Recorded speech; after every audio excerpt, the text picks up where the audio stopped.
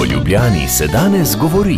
In se še veliko bo govorilo, pa niso zabatne, da ne bi recimo izbrali ta pravega. Trezne volitve bodo namreč na Martinovo nedeljo, tako da rabimo zdaj še nekaj za atmosfero. Pa začnimo. Dame imajo seveda prednost. Monika Malešič, simpatična gospodarstvenica, ampak v šoli bi rekli špec kahla. Kot prejšnja pomočnica direktorja agencije Japti je zatožila ga, ker je v času bolniške užival na morju med drugim. Edim prav. No, največji plus je verjetno dobrodelnost, dala bo polovico plač v dobrodelne namene.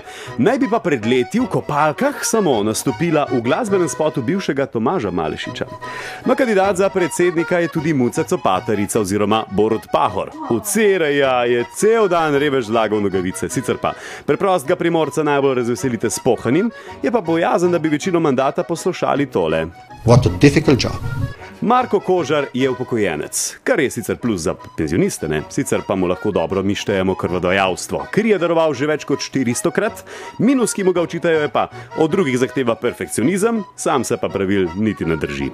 Tudi Milana Zvera dobro poznamo, ne? A pa mogoče sploh ne, se ne vemo, ker lansko jesen se namreč na skrivaj poročil, na Bledu.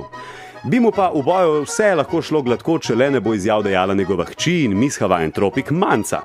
Ste pozabili? To je tista, ki se je pred leti z Magom Jelinčičem v konstruktivni debati strinjala, da je treba pedofile fizično kaznovati in zanjo uvesti dosmrtno kazen. Še Tirk. Vemo, da obožuje tudi elektronsko glasbo, oziroma vsaj podpira DJ-ja Umeka. Ja, njegova šibka točka bi pa odtegnile biti blondinke. V stilu tiste, veste, lepe, nekaj čez 30 let stare pravnice. Ne, se spomnite? Mogoče bo pa razpis za njegove sodelavce, če zmaga, imel poseben barbarin člen. Od vseh blondink so dovoljene samo zlate prinašalke. Radio Express. Obožujemo glasbo.